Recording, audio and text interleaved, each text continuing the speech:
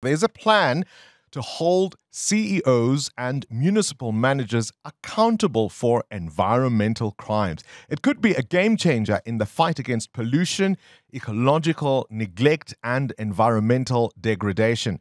The proposed amendments would mean jail time or stiff penalties for those decision makers responsible for environmental damage. So if we think of failing sewage systems, for example, that might poison rivers or landscapes, that kind of neglect needs accountability. Is this a good idea? We're joined now by the Deputy Minister of Forestry, Fisheries and the Environment to give us more insight into this. A very good morning to you and welcome to our show. Good morning, Bongani. Good morning to your listeners. Thank you very much for having me. All right, so maybe just explain to us what prompted government to propose jail time for CEOs and municipal managers who fail to comply with environmental laws? Bongani, over these 4 days, starting on Sunday, we have about 300 of our environmental management inspectors gathered in the Drakensberg in Lekutla. And we also have included people from SAPS, academics, the NPA, DMR and other agencies to come together to see how we could collectively deal with the impacts of threats to the environment. And like you said, deal with the impacts of climate change, biodiversity loss, ecosystem degradation. And it's important that we prioritize this fight against environmental crimes.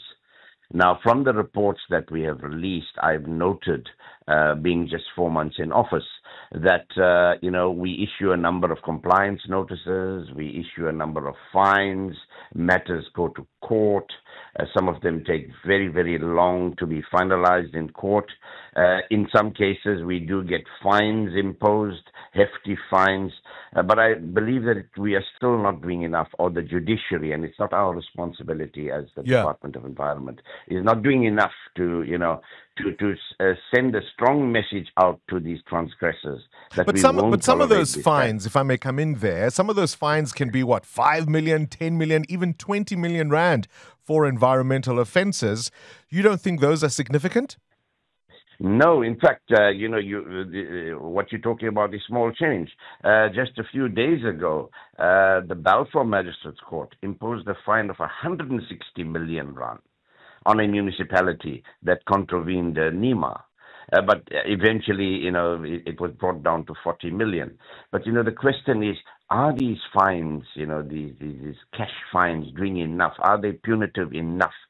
Because I believe, and from the side of the environment and on behalf of the communities, we need to ensure that individuals who are responsible for neglect, whether they be CEOs of large companies involved in industrial waste getting into our water systems, or whether they are CEOs of municipalities, they need to also face prison time if they continue to do what they do, because it is a serious threat to our environment.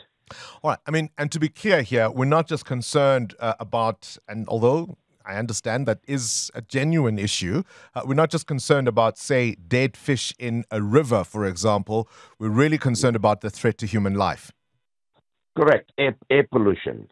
Our marine resources being just poached, poaching of rhino, poaching of pangolin, parrots, and certain species, protected species, plant species that we have, and we do get fines. We were very pleased with the judiciary that they sentenced 2 of our own sandpark rangers to 20 years and 18 years respectively for aiding and abetting rhino poaching. But I think the judiciary and the NPA need to become more serious about dealing with environmental crimes. We need to ensure that the prosecutors are more adept in dealing with these crimes, because it's a specialized area. And this is why we've come together to see how we can collaborate and ensure that, we do something for this planet. We only have one planet. And we have to preserve this planet. Not only does the Constitution demand that of us, but I think it's moral and ethical to do so. I mean, I remember reading earlier this year that the National Department of Water and Sanitation had opened something like 36 criminal cases against 26 municipalities. This was as part of a drive to deal with untreated sewage in towns in many parts of the country. Yes, yes, yes, that is happening, and unfortunately, it is in that area of water and sanitation that's causing, great harm to the environment. People are drinking water. I mean, you and I know that all of us don't have reticulated tap water. People are drinking water that's polluted. They're coming in streams. Wastewater treatment plants have not been functioning. We know what happened in Mfuleni later, and it doesn't have to take the president of the country to go there and realize that this is happening. I mean, local authorities are there. It's their responsibility to manage these wastewater treatment plants. And are they doing enough? And that is the question. But is it about criminal negligence? Because it feels to me that in some sense we might be bolting the stable, long after, we might be locking the stable long after the horse has bolted, if you will, because so many of these municipalities don't have the capacity. They often lack technical expertise. It isn't just about willful negligence. Yeah, no, I think you're quite right. And this is why, from the environment side, and I've suggested this, we should have a carrot and stick approach. We have the legislative powers. We can go and issue fines. We can bring people to court, but that's not going to solve the problem. So we want to work with all the authorities to see how we can responsibly deal with this. How do we capacitate local authorities through COCTA and through water and sanitation to have qualified engineers to advise them on what needs to be done and what needs not to be done. But in many of these cases, Bongani, you find it's just, willful neglect. In this municipality, Dipaleseng municipality, I mean, we've been told that raw blood, sewer sludge, and high amount of fecal coliform have been released into the river. Now, surely somebody at the local level must be seeing these kinds of things happen. But isn't this also a political problem? Because so many of the people behind those decisions in many municipalities are simply ill-equipped to be making them in the first place. But that's a political problem.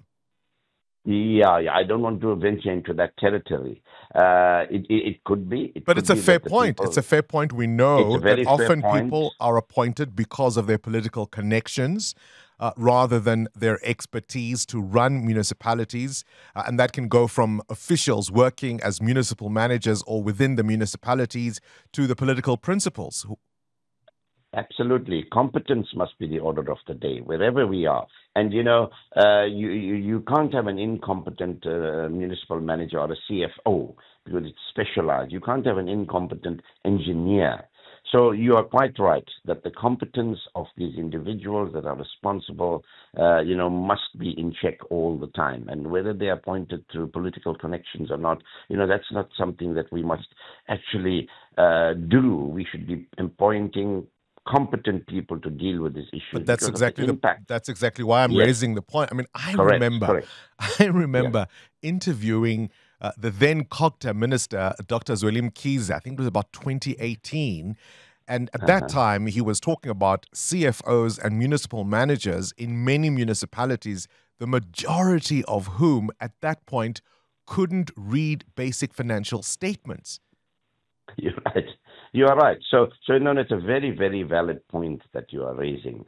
So it requires a collective, collaboration amongst all of us to see how we deal with these issues. But from the side of environment, we just feel that sometimes not enough attention is being given to environmental crimes. Who's going to police them?